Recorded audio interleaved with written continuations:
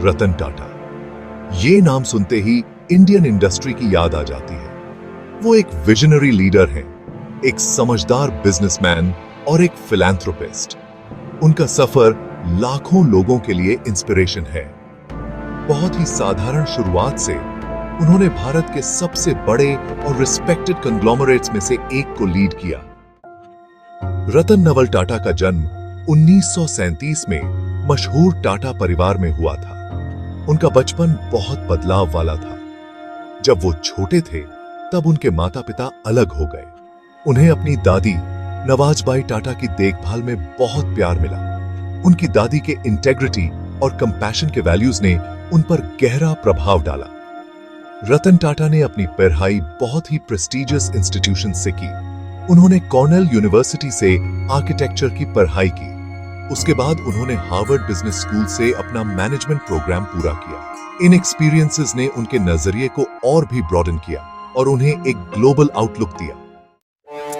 रतन टाटा 1962 में टाटा ग्रुप में शामिल हुए। उन्होंने टाटा स्टील के शॉप फ्लोर से सबसे नीचे से शुरुआत की। इस एक्सपीरियंस ने उन्हें कड़ी मेहनत की अहमियत और ऑर्गेनाइजेशन के हर लेवल के लोगों से जुड़ने का महत्व सिखाया। वो स्लोली तरक्की करते गए और अलग अलग डिविजन्स में एक्सपीरियंस हासिल करते गए। 1991 में रतन टाटा ने टाटा ग्रुप के चेयरमैन का पद संभाला। उन्हें एक ऐसी कंपनी मिली जो ट्रेडिशन से भरी हुई थी। उनका विजन था कि वो टाटा ग्रुप को एक ग्लोबल पावर हाउस बनाए। उन्होंने बहुत से बोल्ड एक्विजिशंस किए और कंपनी को इंटरनेशनली एक्सपैंड किया। उनकी सबसे बड़ी अचीवमेंट्स में से एक थी 2000 में टेटली टी की एक्विजिशन। इस मूव ने टाटा ग्रुप को दुनिया की दूसरी सबसे बड़ी टी कंपनी बना दिया।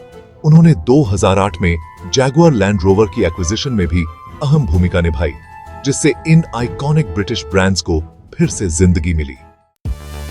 रतन टाटा का एक सपना था, आम भारतीयों के लिए एक अफोर्डेबल कार बनाना। उनका यह सपना 2008 में टाटा नानो के लॉन्च के साथ हकीकत बन गया।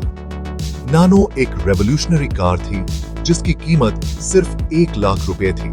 इसने पूरे देश का ध्यान अपनी तरफ खींचा और लाखों लोगों के लिए ऑटोमोबाइल ओनरशिप को मुमकिन बना दिया। A heart of gold. Ratan Tata अपने सोशल कॉजेस के प्रति समर्पण के लिए जाने जाते हैं। उनका मानना है कि हमें समाज को वापस भी कुछ देना चाहिए। उनकी लीडरशिप में टाटा ग्रुप हमेशा से फिलैंथ्रोपिक इनिशिएटिव्स में सबसे आगे रहा है। ये initiatives education, health care, poverty alleviation और डिजास्टर रिलीफ पर फोकस करते हैं। द टाटा वे। रतन टाटा का लीडरशिप स्टाइल ह्यूमिलिटी, इंटेग्रिटी और एम्पैथी से भरा हुआ है। वो हर वर्ग के लोगों से जुड़ने की अपनी काबिलियत के लिए जाने जाते हैं। उनका मानना है कि अपने एम्प्लॉइज को एम्पावर करना चाहिए और ट्रस्ट और रिस्पेक्ट का माहौल बनाना चाहिए।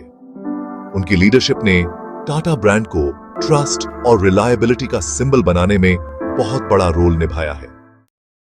अ लाइफ डेकोरेटेड। रतन टाटा के कॉन्ट्रिब्यूशंस को पूरी दुनिया में सराहा गया है। उन्हें कई अवार्ड्स और सम्मान मिले हैं।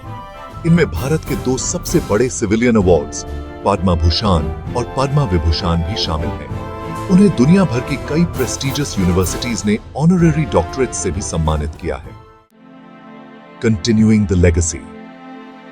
रतन टाटा ने 2012 में टाटा ग्रुप के चेयरमैन के पद से रिटायर ले लिया। हालांकि वो आज भी कई बिजनेस और फिलैंथ्रोपिक कामों में एक्टिवली इन्वॉल्व्ड हैं।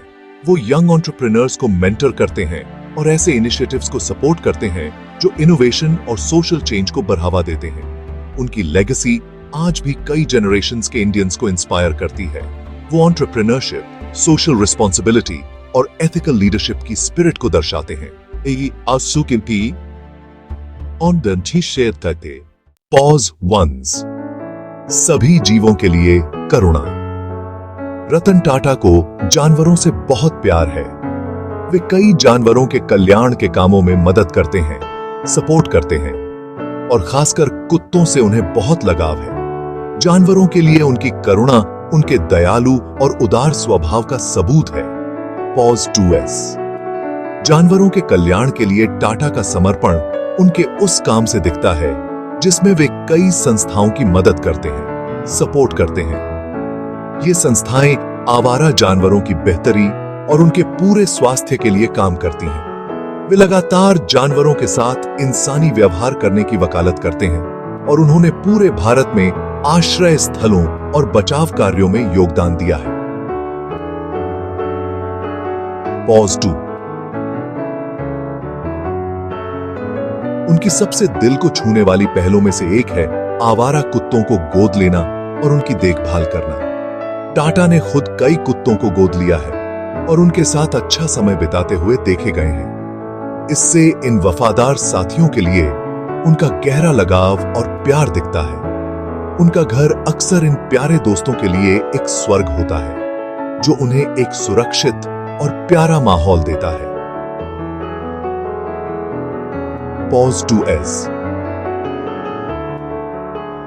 अपने कामों से रतन टाटा ने कई लोगों को खुद से आगे देखने और सभी जीवों के लिए अपनी करुणा बढ़ाने के लिए प्रेरित किया है। जानवरों के लिए उनका प्यार सिर्फ एक व्यक्तिगत विशेषता नहीं है, बल्कि दया और सहानुभूति के उनके व्यापक दर्शन का प्रतिबिंब है।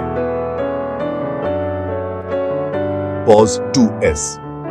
जब हम उनके योगदान पर सोचते हैं तो यह स्पष्ट हो जाता है कि रतन टाटा की विरासत सिर्फ उनके व्यावसायिक कौशल पर ही नहीं, बल्कि सभी जीवों, बड़े और छोटे, के लिए दुनिया को एक बेहतर जगह बनाने के उनके अटूट समर्पण पर भी बनी है।